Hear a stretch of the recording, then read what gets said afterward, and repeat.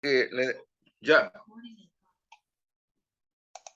Buenos días, estamos en un programa especial de Analizando la Semana Política para ver el tema de los resultados, pues. Obviamente vamos a entrar, ¿no es cierto? Hoy día no van a haber tabla, hoy día no va a haber análisis internacional, no. Hoy día vamos ahí, vamos duro al y hueso, puro, al vamos hueso. a la puro y duro. ¿Cómo estás, Juan Andrés? Buen día. Hola Omar, buen día, nublado, gris, Sí, sí. Un día extraño, ¿ah?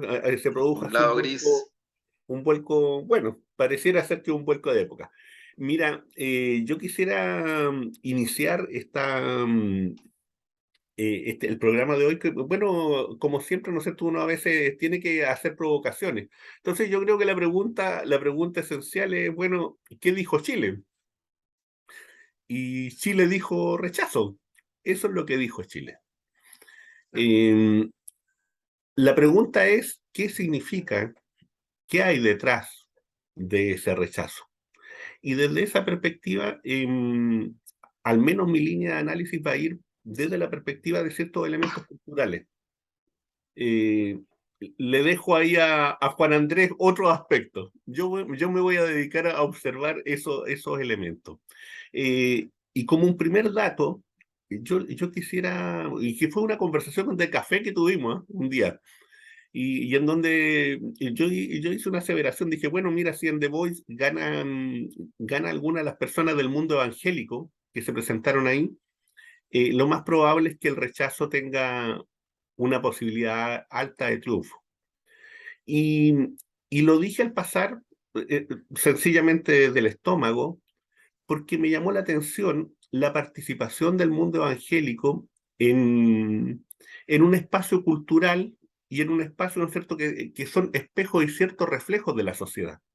Y en donde otras personas o otros artistas de bien potentes como Enzo Ferrada, como Ignacio Araneda, que pertenecían a sectores, ¿no es cierto?, muy invisibilizados y muy perseguidos por su orientación sexual, no lograron instalarse en la final, insisto, teniendo una capacidad artística, a mi juicio, superior. No despreciándolo a quien ganó, por favor.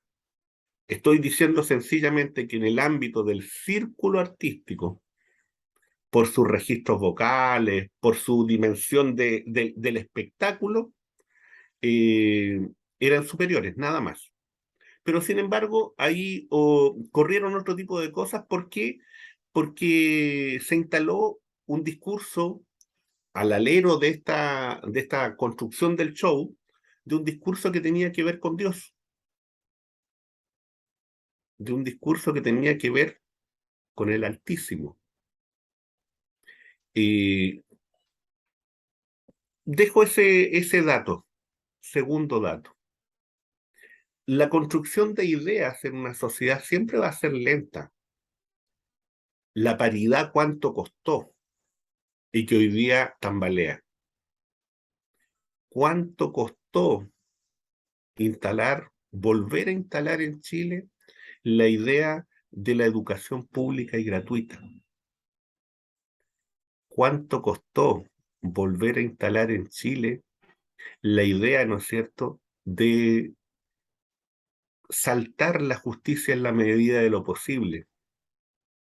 Recordemos que la Comisión Funa y la Funa nace, nace a partir, ¿no es cierto?, de la justicia que no funcionaba,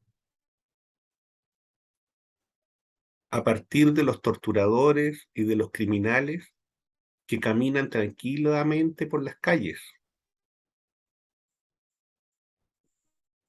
Esa fue una idea que se fue instalando en el tiempo. La necesidad, ¿no es cierto?, de este juicio público, de este juicio social a criminales y torturadores, a criminales de lesa humanidad, que el Estado de Chile, que la justicia chilena no estaba en condiciones de juzgar. por diversas razones. Que después se pasaran 40 pueblos con el tema de la funa para llevarlo a otro tipo de situaciones, eso es otra historia. Y eso también habla de ciertas situaciones que ocurren en el país y que pasan en el mundo político y que tienen una incidencia directa en la sociedad. Tercer elemento. A mí me parece que los puntos destacados por parte de la convención eran exactamente los puntos más delicados y menos entendidos por la sociedad. A mí me parece que el tema plurinacional nunca fue entendido, ni siquiera es completamente entendido por nuestro mundo. Y se instaló como un tema central, ya sea en la propaganda nuestra, ya sea en otros medios, en vez de colocar temas que tenían que ver directamente con lo que la gente, por lo que la gente salió a la calle, por lo que salió el 18 de octubre. Los abusos. Otro elemento. Cuando un gobierno no gobierna, cuando un gobierno en 6 meses no toma ninguna medida en contra de los abusos, medidas directas, sensibles. ¿Cuál era una medida contra el abuso? El 10%. Era una medida directa contra el abuso. Y no se hizo. Se tuvo miedo.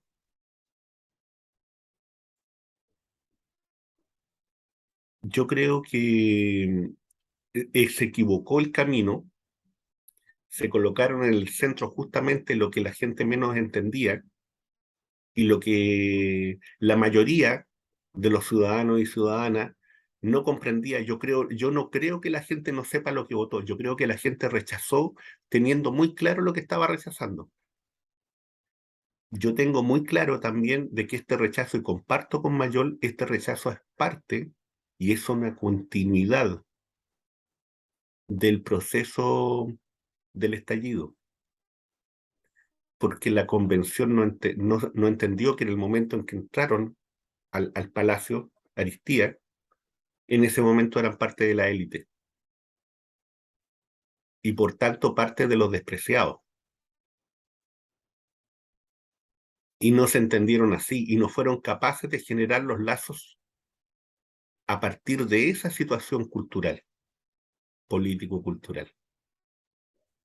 Ahí hay otro tipo de errores que habrá que conversar más adelante. Estoy hablando solamente de ciertos elementos culturales. Hay muchos otros, pero con eso abro. Juan Andrés.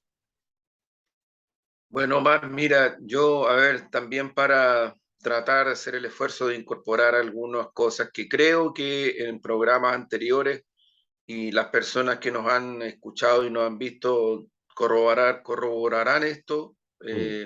Y lo digo no para decir ve que teníamos razón, porque me carga esa frasecita, weón. Ve que teníamos razón, me carga, weón. Pero es por otra cosa, es porque los resultados hay que explicárselos en contexto y como tendencias, como proceso. Ese concepto de que son fotografías en la inmediatez que trata de instalar especialmente el sistema neoliberal, las instituciones de la dominación, hay que combatirlo porque no es real, no es verdadero. Fíjate tú que si fuera por eso, claro, ahora habría que encontrarle en parte razón a las encuestas, porque en parte, porque ninguna dimensionó el bulto del resultado, pero la mayoría, hay que ser objetivo, dijo que ganaba el rechazo, y algunos por 10, por un poco más, otros por menos. Después del acto del 500.000 de personas en el paseo, en la Alameda, perdón, algunas como que pensaron de que esto podía revertirse, en fin, qué sé yo. Entonces dijeron, hay empate técnico, en fin, hubo mucha especulación interesada, por cierto. Pero bueno, dentro de ese escenario creo que hay que hacer el esfuerzo por analizar lo que ocurrió. Y yo creo que hay cosas que se van develando, que son parte de un proceso y que expresan una subjetividad y que creo que son cuestiones bastante importantes que van en la dirección de efectivamente mostrar el análisis más allá de lo que uno piense, ¿eh? Ojo, Mm. porque también en Chile yo siento que, lo digo hasta autocríticamente, hay un grado de opinología bastante fuerte. Opinología digo en el sentido de que falta el análisis, falta el poner sobre la mesa elementos, razonamientos, argumentaciones, procesos, en fin, nos falta mucho. Pero Mm. bueno, esa es parte de otra situación. Pero mira, yo lo que creo que hay que mirar en profundidad lo siguiente. Aquí, por voto obligatorio, mediante, votaron una cantidad enorme de personas que antes no votaban. Ese es el primer dato objetivo y real. O sea, hubo 500.000 personas que se acercaron a las comisarías a decir que no podían votar porque estaban con problemas de salud, porque estaban a 200 kilómetros de su casa, en fin, qué sé yo. 500.000 personas. Déjalo entonces en 4,5 millones, más o menos. Ya, esas personas, de acuerdo al resultado en cantidad, votaron. Votaron.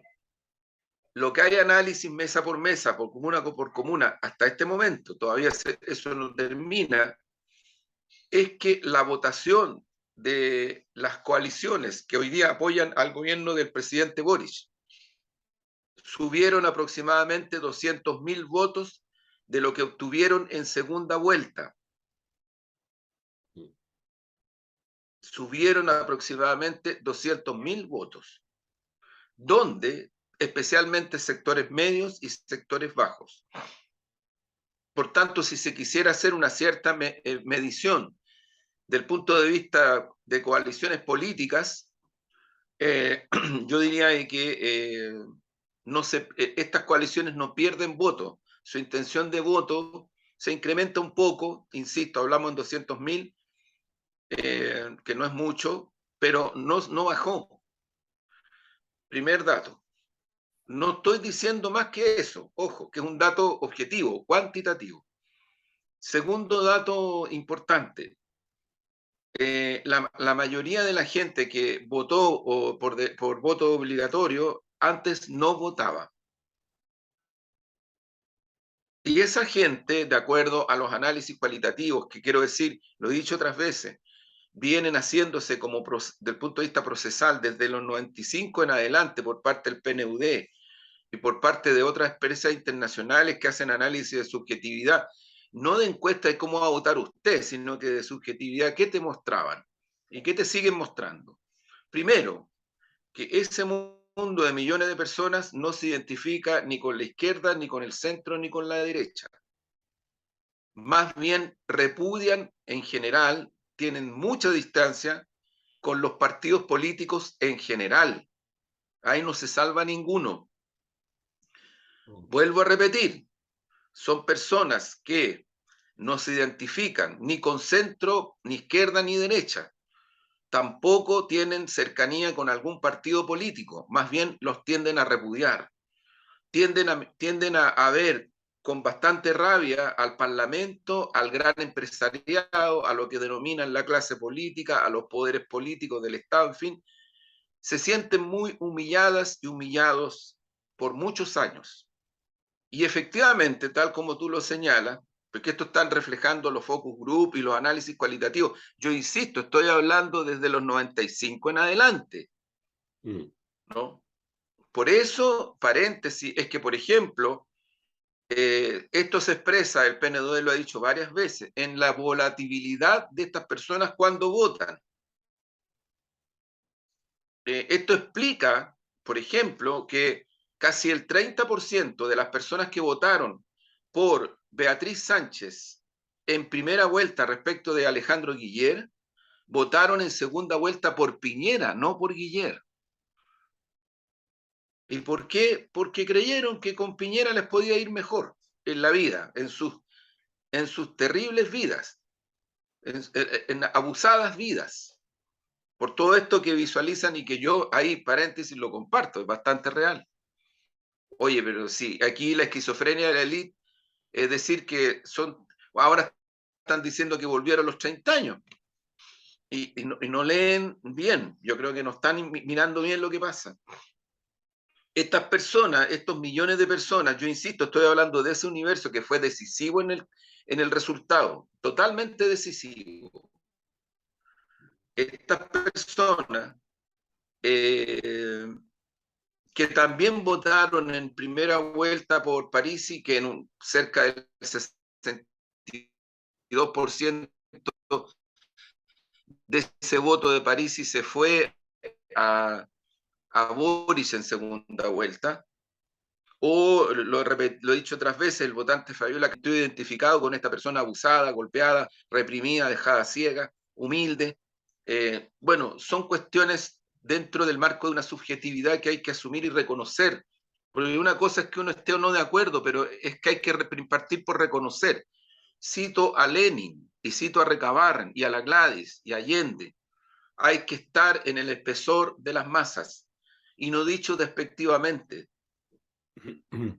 No dicho despectivamente, hay que estar en el espesor de las masas, sentir lo que sienten, vivir como viven, que es muy distinto a que tú vas y sales, o es muy distinto a que créanme a mí,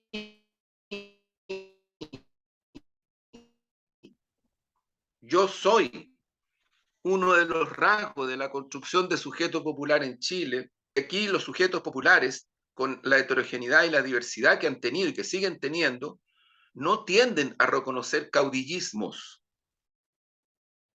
lo que no quiere decir que no reconozcan liderazgos. Nada que ver una cosa con la otra. Pero no se motorizan por caudillismo, caudillistas o caudillistas. Ojo con eso, el estallido no tuvo eso. Si uno mira, el estallido iba gente, Daniel Jaue podía estar ahí, Ana María Gamuri, en fin, Hugo Gutiérrez por el lado de nuestro sector, pero tampoco es que los pusieran arriba de la estatua, los recibían, se sacaban selfies, aplaudían, pero hasta eso era. ¿Por qué? Porque era mucho más importante para ese millones de personas el protagonismo colectivo que se generó. Millones que estaban allí, estaban en todas partes de Chile y estaban también en sus casas porque algunos no participaron, pero se adherían a eso. Las votaciones que vienen después en el plebiscito de entrada muestran eso. Y yo creo que aquí vuelvo a citar a Fidel Castro. El otro día me tocó estar en un homenaje a él y lo dije, Fidel Castro con su sabiduría en la Universidad de Concepción. Ahí está el video si alguien quiere verlo. Es medio largo, pero a lo mejor no es malo que lo vean, que lo escuchen.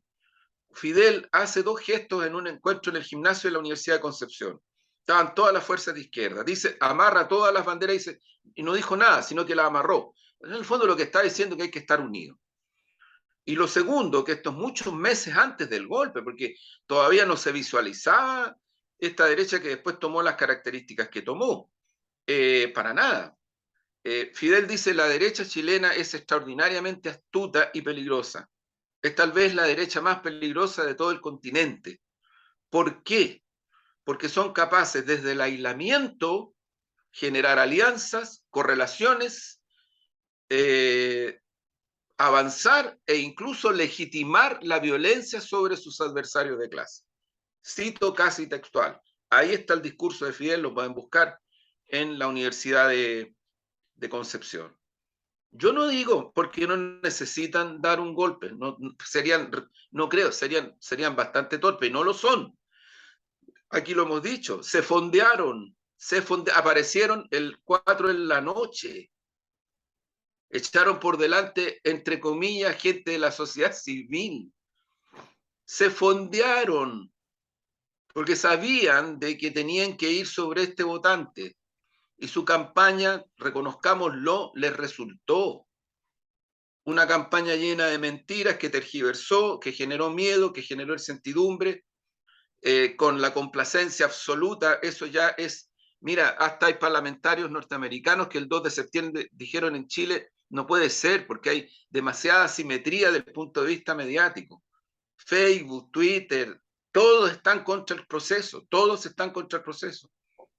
Y yo creo que eso también hay que tomarlo en cuenta. Es tan fuerte la asimetría de que al final efectivamente esa construcción de realidad, entre comillas, falacia, funcionó. Y creo que es importante tenerlo presente también. Las personas que votaron rechazo votaron también sobre la base de otra cuestión que es objetiva y hay que mirarla.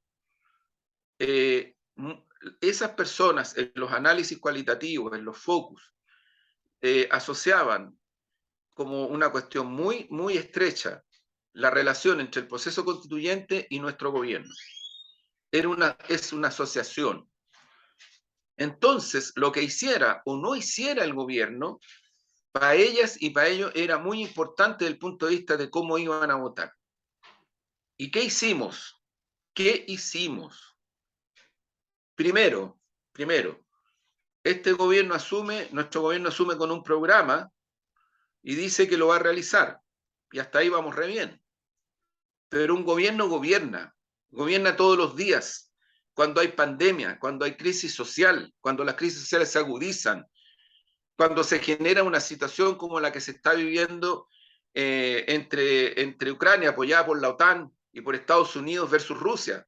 Cuando tú tienes en estos días manifestaciones de protestas sociales y populares en la ex Checoslovaquia, ya en Alemania, exigiendo que se terminen las sanciones contra Rusia, porque los pueblos de esos países ya empezaron a cachar de que lo que se les viene es muy duro, y eso tiene que ver con el gas y no van a tener gas, y eso tiene que ver con el trigo porque las potencias occidentales engañaron, y el trigo al final que salió con la anuencia de Rusia y efectivamente de Ucrania, no se fue a los países más pobres.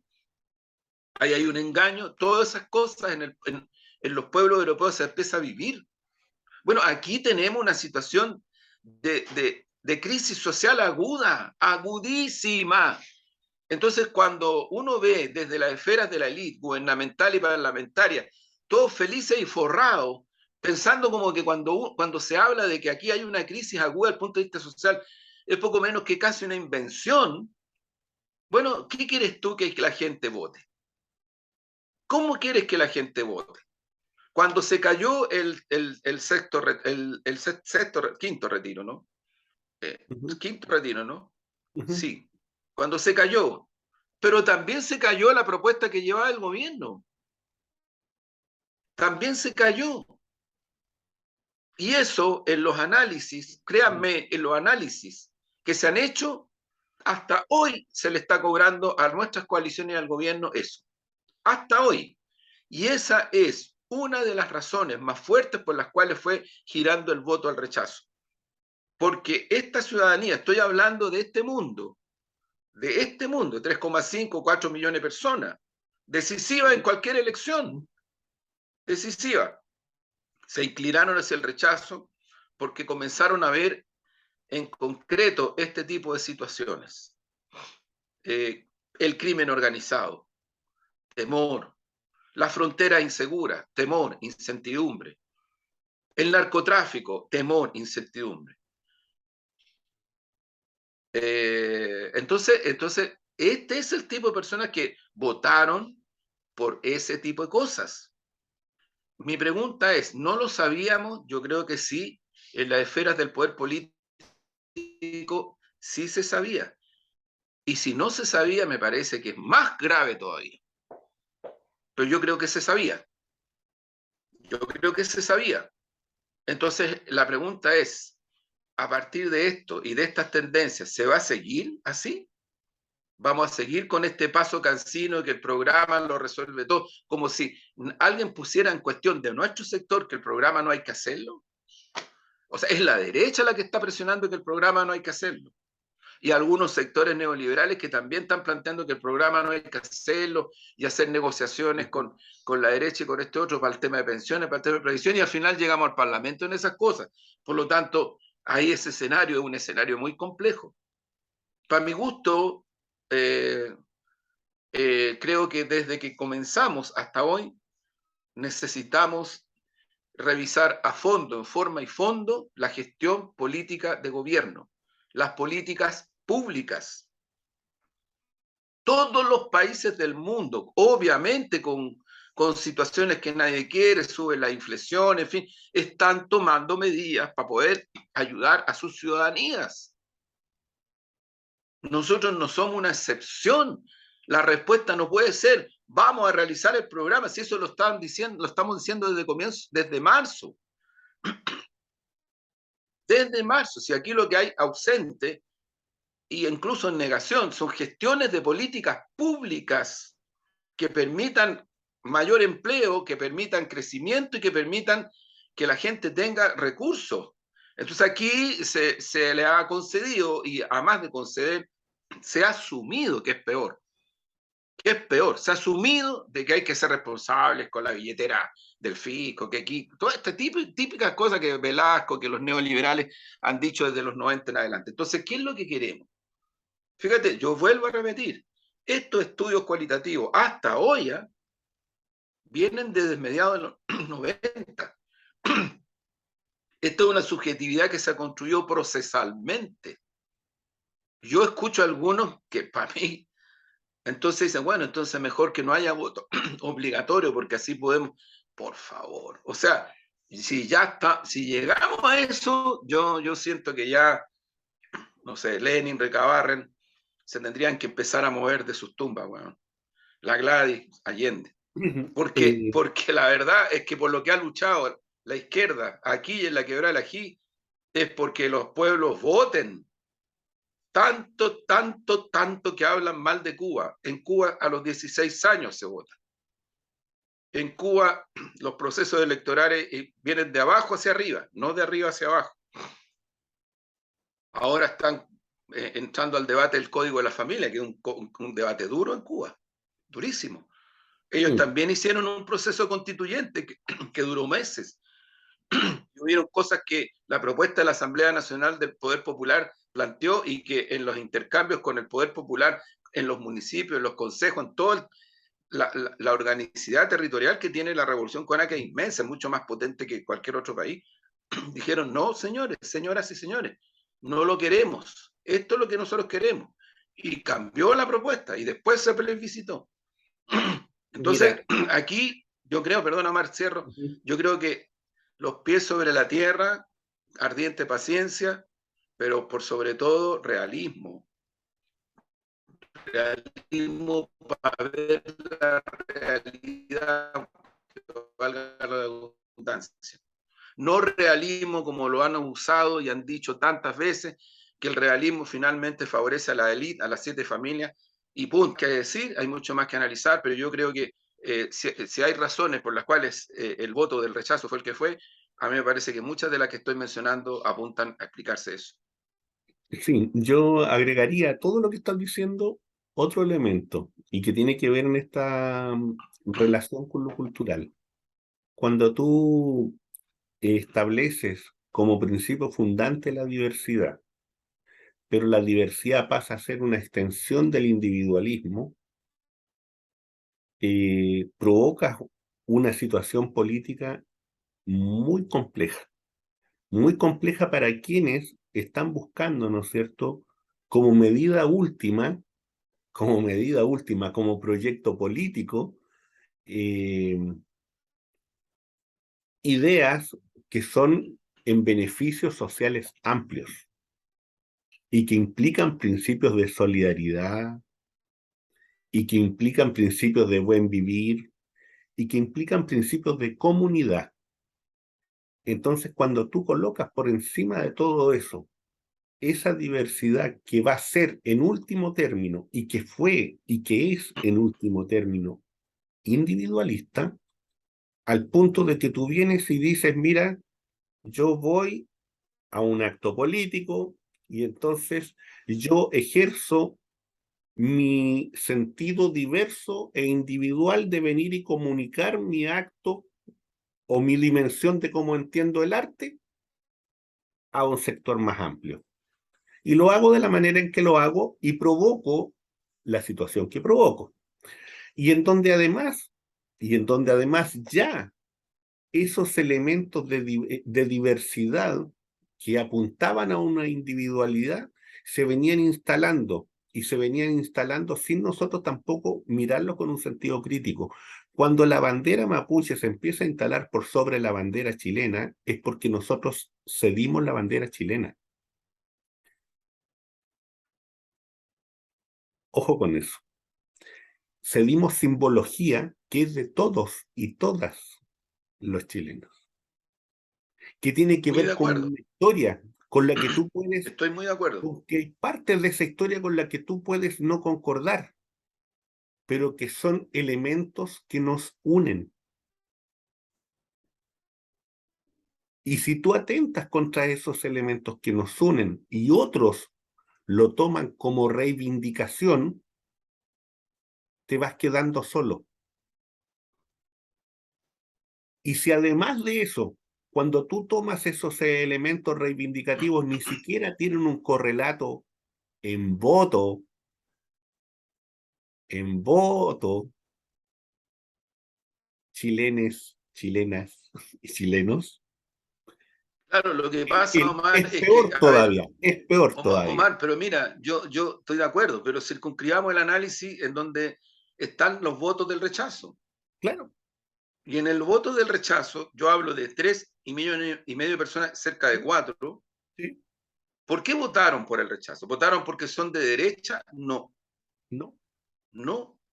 Porque no tienen, insisto, esto viene del 95, si no es de ahora, no tienen una articulación, al contrario, tienen incluso hasta desprecio por la política de la derecha. claro, Kass intentó meterse en este mundo y no pudo. Parisi también, y no le fue mal en el norte a Parisi, y no le ha ido mal. Pero ¿por qué crece Parisi en el norte? Porque el gobierno, la nueva mayoría, perdone la presión, dejó la cagada en esas zonas. Sobre la base de la administración de Rodrigo Valdés, que había que tener responsabilidad en la billetera fiscal y un montón de cosas más, cerraron proyectos, inversiones, desde Atacama para allá, porque no hemos sabido enfrentar de una manera humanista, pero rigurosa, fuerte, rigurosa y humanista, el gran drama y problema dramático de la migración. Porque al final varios, no uno, muchas zonas de sacrificio de poblados en Antofagasta, en Iquique y en Arica están controlados por el narco. Eso lo heredamos como gobierno. Y no fuimos capaces de decirle a esta gente, vamos a enfrentar esto con toda la fuerza del Estado y tenemos que hacer crecer el poder del Estado y la nueva constitución. Eso es lo que propone. No lo propone al revés. Y si le tienen que decir quiénes son los que han sido complacientes con estos flagelos, miren para el gobierno de Piñera y miren también para los gobiernos de la concertación, porque tú comprenderás, Omar, lo hemos dicho otras veces, que los fenómenos del narcotráfico, del crimen organizado y de la migración, tal como es, no vienen hace 6 meses, vienen hace muchos años. ¿Cuál es la astucia de la derecha y de la gente, entre comillas, de centro? Que se desentendieron de esto y lo trasladaron como responsabilidad de Estado al actual gobierno y a las coaliciones que apoyan a nuestro gobierno. Eso es lo que hicieron, con más que la complicidad, porque esta no es complicidad, sino necesitan nada de complicidad. Los grandes medios hegemónicos que todos los días, te están dando este clima de seguridad en función de hacer responsable a un actor político, gobierno y coaliciones de gobierno. Oye, Allen, como que no hubieran existido el primer gobierno de Piñera, el segundo gobierno de Piñera, el gobierno de Lagos, el gobierno de Frei Ruiz Tagle, el primer gobierno especialmente de Michelle Bachelet, como si no hubiera existido. Entonces, yo creo que hay que mirar más en profundidad, estoy muy de acuerdo, con fenómenos culturales.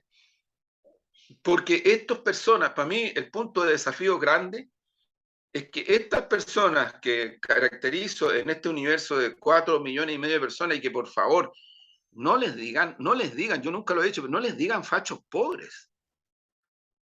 no. Porque por un lado es un insulto gratuito y por otro lado porque no lo son. No lo son. O sea, por eso es que Kast no pudo crecer en ese mundo, porque Kast sí es un neofascista, pero creció, pero no alcanzó a tener una dimensión más significativa. Porque este mundo, estoy hablando de 5 millones de personas, si no cambia, ojo, aquí hablo de futuro, en la inmediatez, en lo inmediato y en lo inmediato. Si no cambiamos radicalmente la forma de hacer gestión política de gobierno, políticas sociales, estas personas podrían, hipótesis de trabajo, podrían empezar y seguir votando por las propuestas de la derecha. Así como lo hizo el 28% o casi 30% que votó por Beatriz Sánchez con lo que planteaba ella en primera vuelta, no votan por Guiller, votan por Piñera, porque no le creyeron a Guiller, porque Alejandro, y yo era parte de ese equipo, finalmente cedió a lo que era la vieja concertación que lo presionó y fue soltando amarra y al final terminamos siendo una propuesta de continuidad prácticamente de la concertación. Eso fue lo que ocurrió. Cuando Alejandro Guiller partió siendo un tipo que, fíjate, el tipo más creíble de Chile, pero además no tenía ninguna vinculación con ningún partido político. Eso es lo que la gente valoraba. Y en vez de cuidarlo, lo que se hizo fue rodearlo, amarrarlo, mostrarlo como la continuidad de la concertación y, perdona la expresión, cagamos. Así gana Piñera. ¿No? Entonces yo siento que, por eso digo, los pies sobre la tierra.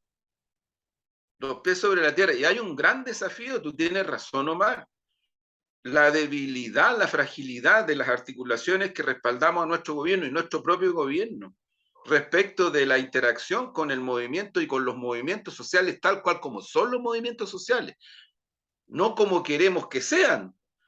Síganme a mí, todo en función de yo, deja mucho que desear.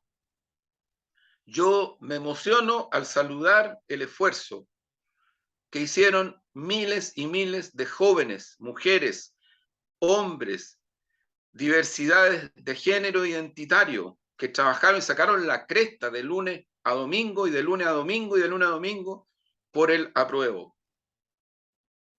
Porque eso es el resultado. Sin esa infantería, te voy a decir una cosa, esto habría sido todavía peor. Mucho peor. Porque eso es lo que sostiene el resultado del apruebo. No es otra cosa. Porque aquí no hubo muy buenas gestiones desde el punto de vista de lo que se hizo como gobierno, de lo que hizo como campaña. Se aportó a los apruebazos, que no es que no hayan resultados, si resultaban. Pero mira en lo que pasó. O sea, aquí hay cosas que hay que ver con mucho más profundidad. Fíjate que, Juan El Andrés, mundo pero, municipal, sí, el mundo municipal nuestro. sí, hay que ver los resultados y tomarlos con mucha... es una advertencia muy grande.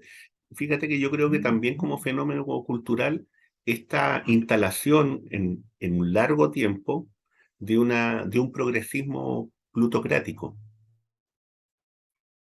de un progresismo que funciona al alero y mueve las plumas al alero de los sectores más poderosos de Chile.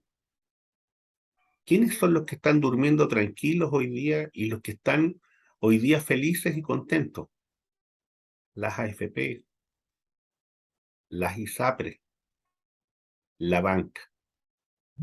Ellos son los que hoy día están felices y contentos.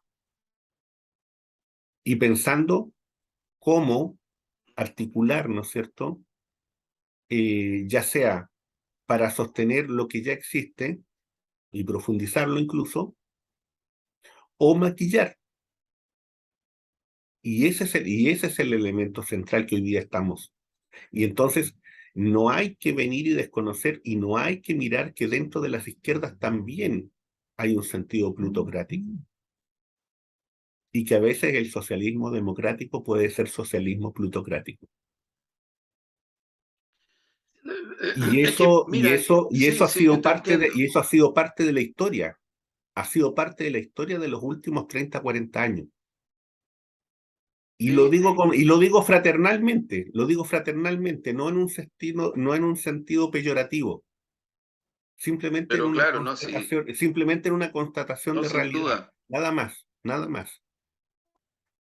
Yo creo que otro elemento es que este 37-38% eh, es nuestro piso, es la gente, es el pueblo que se atrevió a votar por esa propuesta, en las condiciones en las que se estuvo. Y por tanto, Claro. ese porcentaje, además de cuidarlo, hay que proyectarlo. Y para eso se necesitan políticas públicas y para eso se necesitan también fuerzas sociales y políticas dispuestas a ir donde no se pudo llegar, dispuestas a O ir sea, yo creo donde... ahí, Omar, que donde, sí, estoy de acuerdo. Ahora, Mm, porque la georreferenciación, los mapas de calor te dan esa dimensión. mm, El mundo del rechazo no es un mundo, es muy heterogéneo y diverso. sí. Del punto de vista socioeconómico, del punto de vista identitario, es muy diverso. Muy diverso. Sin embargo, en ese mundo predominan, por ejemplo, las ideas de qué es lo que dan los focus group, los focus reales. ¿Eh? Yo estoy hablando de cuestiones Ujú, cualitativas, no de invenciones, que a veces ujú, también hay gente que hace, oye, hice un focus group y técnicamente son un desastre. ¿No? Pero mm, bueno, eso es otra cosa. Pero estoy hablando de cosas incluso que ni se conocen públicamente, pero que la derecha las sabe y las conoce muy bien, porque en su astucia táctica ellos no se autoengañan. mm, Ellos no se autoengañan.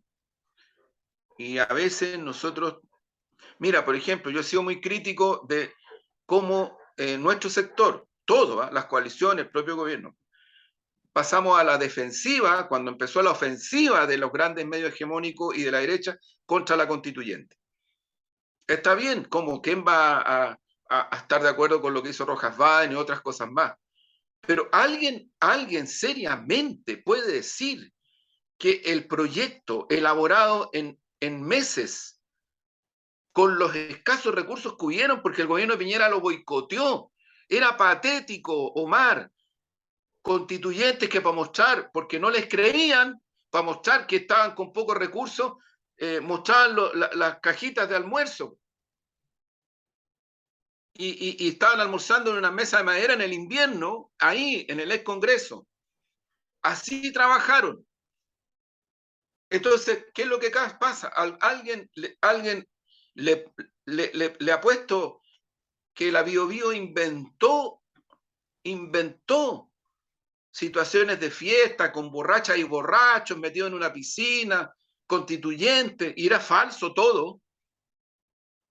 Yo hasta he escuchado con mucha pena, bueno, vuelvo a decirlo, esto del el desprecio al octubrismo es el que se quiere reponer el elitismo. Eso es. El temor atávico al pueblo heterogéneo y diverso, como bien lo describe nuestro Raúl Zurita.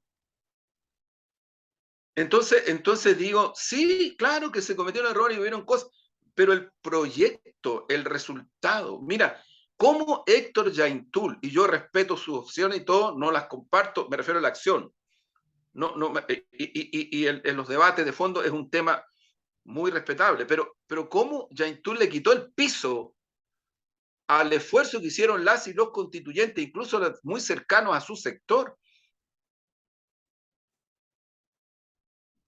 Entonces uno dice, bueno, chuta, aquí falta espesor político también, porque el proyecto, más allá de que sea reconocido en todas partes del mundo transversalmente, como un proyecto súper moderno, de avanzada, el primero en la historia que era paritario, el primero en la historia de la humanidad. Entonces yo también no sé cómo entenderlo, no sé cómo entenderlo, pero cuando se dice que hay que estar junto al pueblo y no adelantarse, no sé de verdad qué se quiere decir en el contexto, porque conozco bien la frase,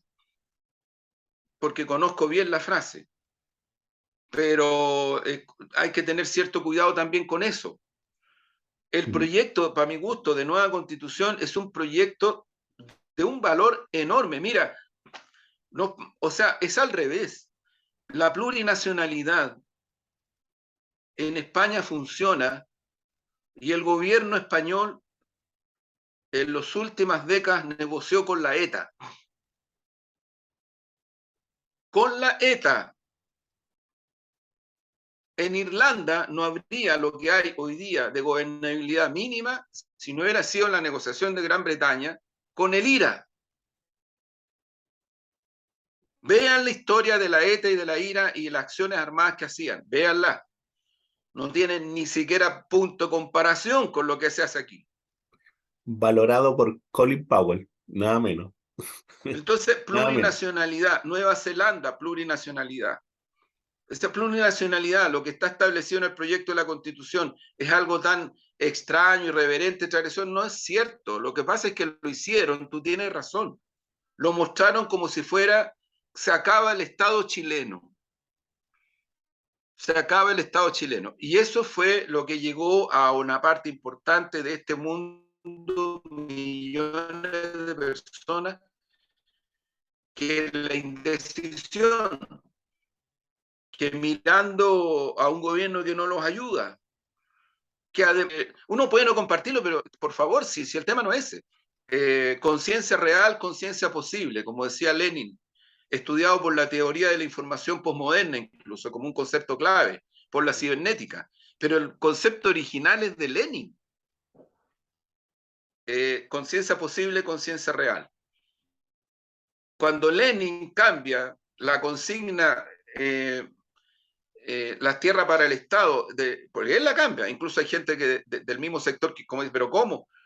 Toda la tierra para los que la trabajan, y que además es la consigna que toman todas las reformas agrarias en el mundo para industrializar el agro, los territorios agrícolas, para industrializarlo. Porque sin reforma agraria, partiendo con Frei Montalva y Allende en Chile, no habría lo que hay hoy día, no habría, imposible. Porque los latifundistas tenían los territorios ahí como si fuera un patio trasero. Entonces, digo, en esto, plurinacionalidad, derechos sociales y otras cosas más, la nueva constitución no tiene nada de tan nuevo, nada de transgresor, no tiene nada de cuestiones que uno pudiera decir, no, es como la derecha, la oligarquía, los grandes medios, sectores que se dicen de centro izquierda incluso, lo pusieron como casus belli, tú tienes razón. ¿Qué tiene que ver el proyecto de constitución con una niña que con toda mi admiración y respeto aparece y apareció muchas veces en la franja del rechazo, que con toda razón cuenta esa historia y probablemente debe haber sido así mucho más dramático, que por su tamaño era, es y era estigmatizada? O sea, es al revés. Yo te diría que si hay, que si hay algo que le permite a esa niña ser protegida en su individualidad como tal, es el proyecto de nueva constitución que fue rechazado. Entonces, lo que tenemos que hacer es por qué personas como ella llegaron a la franja del rechazo y personas como ella seguramente votaron rechazo. Porque sintieron miedo, pues. Porque creyeron que efectivamente el proyecto de nueva constitución iba a ser el predominio de estos sectores que identificaron muy bien como sectores prepotentes, autorreferentes, elitistas, porque eso es lo que hicieron. Y si tú a eso le pones al lado, simultáneamente, una acción gubernamental de políticas públicas muy mala en este aspecto, problemas como, los volvemos a repetir, seguridad, crimen organizado, narcotráfico, o sea, por favor, yo sé que esto puede ser un poco hasta violento y lo digo con mucha humildad, pero las personas que no conocen lo que está pasando en Antofagasta, en Iquique y en Arica con el narcotráfico en los barrios populares, no van a entender por qué en esos barrios votaron rechazo. No lo van a entender, porque esas familias hace muchas décadas que sienten que el Estado los abandonó. Y el Estado hoy día, ¿quién es? Es el gobierno, pues. ¿Quién va a ser? ¿Quién va a ser para esas personas? Y como el gobierno hizo lo que hizo, y que yo creo que además se produjo una especie de afiatamiento en los últimos meses en la medio de la campaña. Bueno, esta ciudadanía, a la que estoy diciendo, que identificó con mucha fuerza el proceso constituyente con el propio gobierno, votaron rechazo.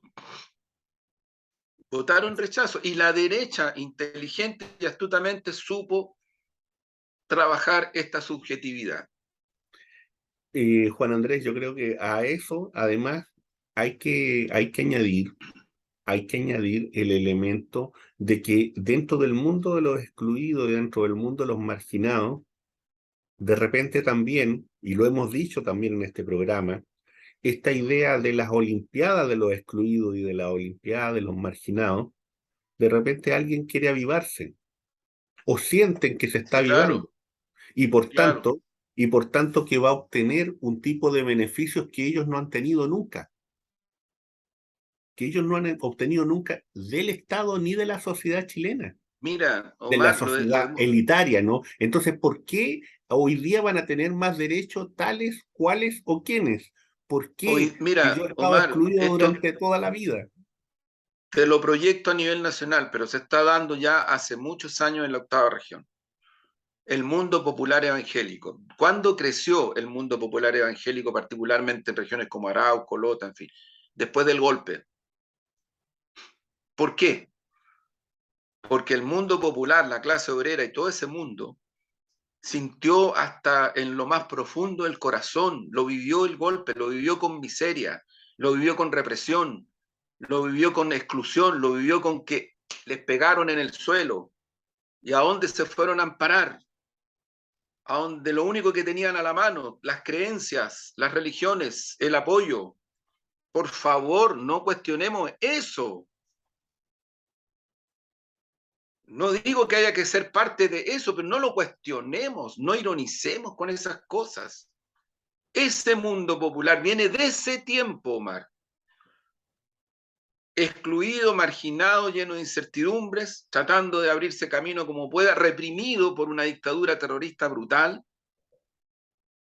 Brutal. Yo viví en Antofagasta esa situación después del golpe.